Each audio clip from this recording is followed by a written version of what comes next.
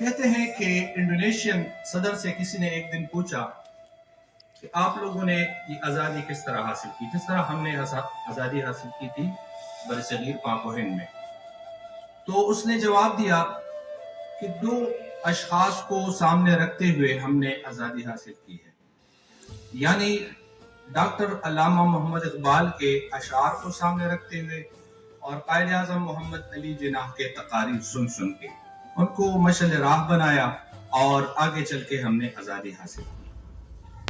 ہماری جو بنیاد ہے، یعنی ہم جس پیغمبر کے ہم امتی ہیں، اس کا آغاز اقرا سے ہوا تھا، لفظ تھا وہ تھا اقرا. تو ایجوکیشن کی امپورٹنس ہمیں وہاں سے ملتی ہے.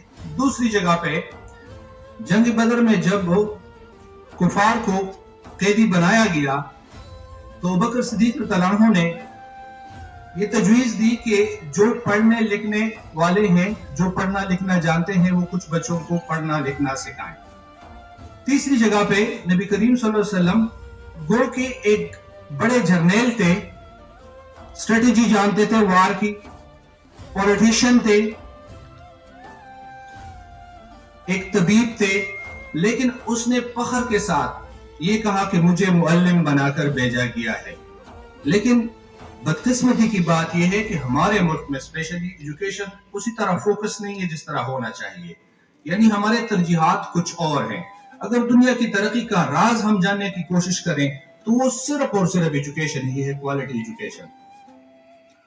اب اقبال نے پھر یہ ایگل کو کیوں منتخب کیا، اس پہ بات کریں گے کہ ایگل کو اس نے کیوں منتخب کیا.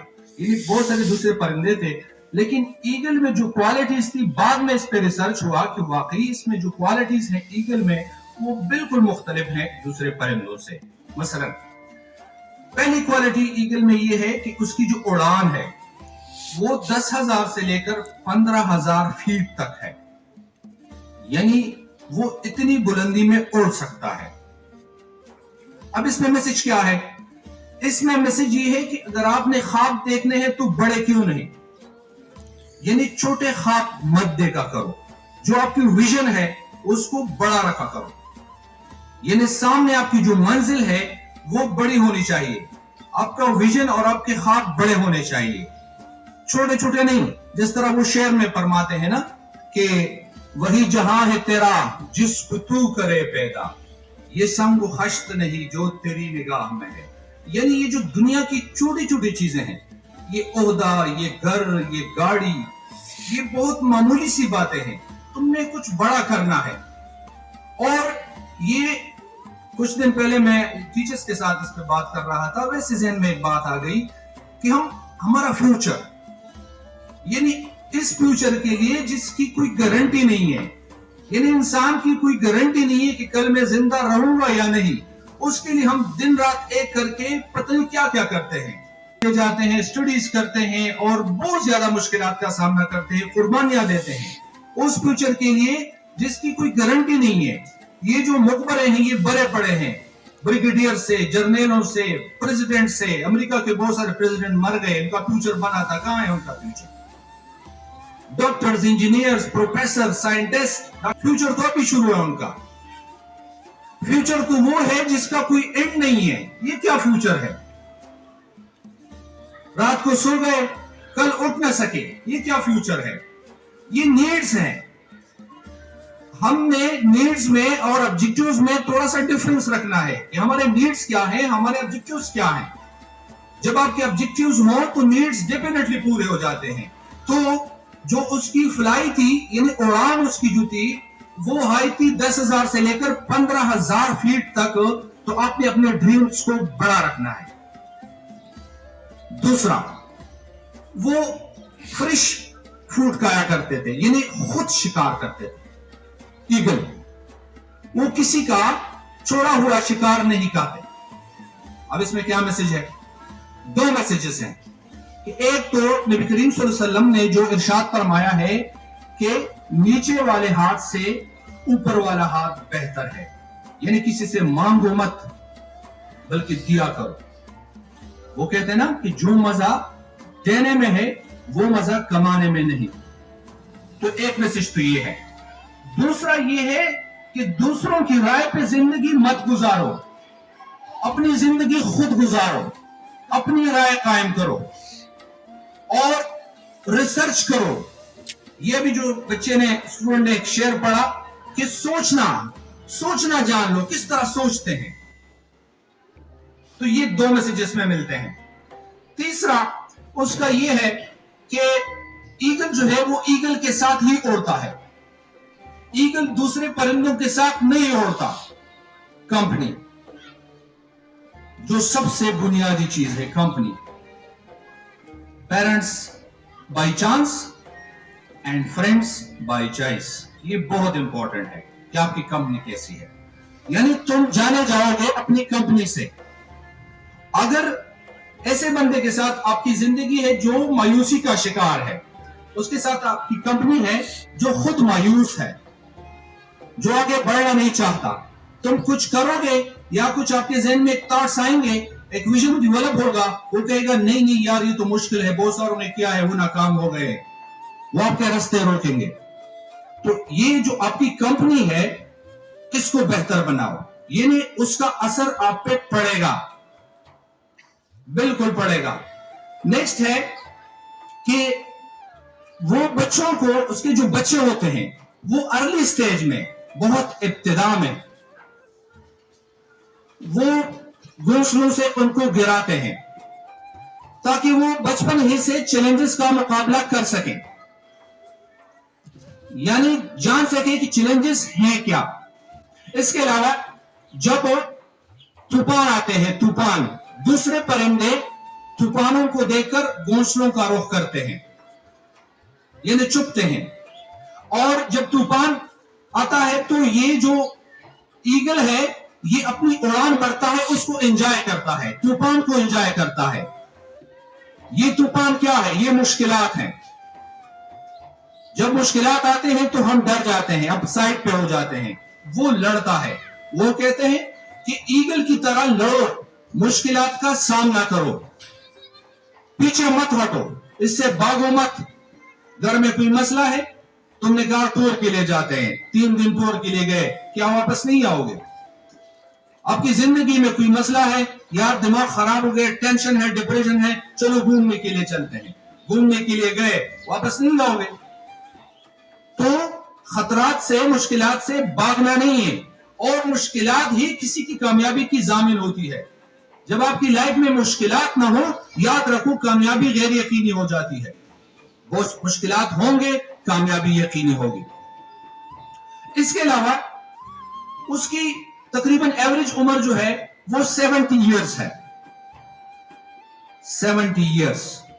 تو 40 ایئرز میں وہ کیا کرتا ہے کہ وہ چونکہ اس کا جو نیچر ہے وہ کسی سے مانگنا نہیں ہے، خود شکار کرنا ہے اور خود اپنی زندگی اپنے انداز سے گزارنا ہے. تو وہ اس کی چونچ جو ہے وہ خراب ہو جاتی ہے 40 ایئرز میں، اور اس کے جو پنجے ہیں وہ بھی خراب ہو جاتے ہیں، پر بھی خراب ہو جاتے ہیں 40 ایئرز میں. ریسرچ ہے یہ. تو وہ پہلے اپنی چونچ کو توڑتا ہے تاکہ نیا چونچ پھر نکل آئے. اس کے بعد جب نیا چونچ نکل آتا ہے تو پھر وہ اپنے پنجوں کو توڑتا ہے تاکہ نئے پنجے نکل آئیں. جب نئے پنجے نکل آتے ہیں تو اپنے پروں کو، جو پرانے پر ہیں اس کے بال، اس کو گراتے ہیں. تو پھر اس کو ایک ری برتھ کی پوزیشن میں آ جاتا ہے. 5 مہینے یہ پورا اس کا پیریڈ ہے. 5 مہینے 5 مہینے بعد دوبارہ وہ اسی طرح لائف گزارتا ہے. اچھا، ایک اور اس کی کوالٹی ہے کہ یہ بھی عجیب سی کوالٹی ہے کہ جب میل اکیلی ہے اور اس کا میل کسی بھی وجہ سے اس کی ڈیتھ ہو گئی یا کوئی میل اس کے قریب آیا تو اس کو قریب نہیں چھوڑتا، اپنے قریب نہیں چھوڑتا، اس پہ ایک ٹرائل کرتا ہے. وہ ایک چھوٹا سا پیس لکڑی کا وہ منہ میں پکڑ کے، اسے پتا ہوتا ہے کیا کرنے جا رہی ہے، اس کو دور سے، ہائٹ سے وہ گراتی ہے. وہ پیس آف ووڈ، چھوٹا سا لکڑی کا ٹکڑا. تو وہ جو میل ایگل ہے وہ اس کو پکڑنے کی کوشش کرتا ہے. ایک مرتبہ اس کو پکڑ کے چونچ میں اٹھا کے اس وہاں پر لے جاتا ہے. اگر یہ लकड़ी का जो टुकड़ा है ये जमीन पे लगा तो उसके साथ वो दोस्ती नहीं करती, पार्टनरशिप वो नहीं बनाती।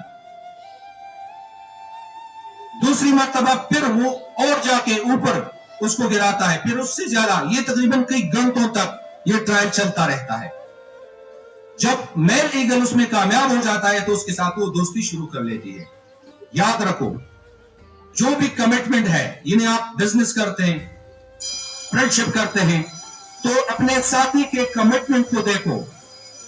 जो आपके फ्रेंड्स हैं या जो आपकी कंपनी है वो कितने कमिट हैं, कमिटेड कितने हैं। अगर उनमें कमिटमेंट नहीं है तो आपके साथ नहीं चल सकता। यानी आपकी जो उड़ान है वो ईगल वाली है, लेकिन जो दूसरे की उड़ान है वो कौवे जैसी है। तो याद रखो कि अपने साथ जिस तरह ईगल ईगल के साथ उड़ता है तो तुम भी ईगल ही के साथ उड़ो। कौवा वाहिद परिंदा है जो ईगल को तंग करता है। कौवा ईगल के बैक पे बैठ जाता है और पीछे से यहां से चोंच से उसको मारता है, तंग करता है, लेकिन पता है ईगल उसको इग्नोर करता है, जिसमें बहुत बड़ा मैसेज है। ईगल उस कौवे को इग्नोर करता है, लेकिन इस तरह इग्नोर नहीं करता, छोड़ता नहीं है, वहां पे बैठा है, वो अपनी उड़ान शुरू कर लेता है और वहां पहुंच जाता है जहां पे ऑक्सीजन खत्म हो जाती है। कौवा खुद ब खुद बेहोश होके नीचे गिरता है। दुनिया में बहुत सारे लोग आपको तंग करेंगे, पीछे से मारेंगे, उनको नजरअंदाज करो, अपनी उड़ान भरो, उनका दम ऑटोमेटिकली घुट जाएगा। मेरी बात समझ रहे हो? तो इकबाल का जो मैसेज है वो ये नहीं है जो आज हमारे मुल्क में हो रहा है। इस हाथ पे आ गया भीख मांगने वाला। चाइनीज कोटेशन को सामने रखते हुए हमने इस नेशन को बनाना है। चाइनीज कोटेशन ये है कि किसी को भूख लगे तो उसको खाने के लिए मछली न दो,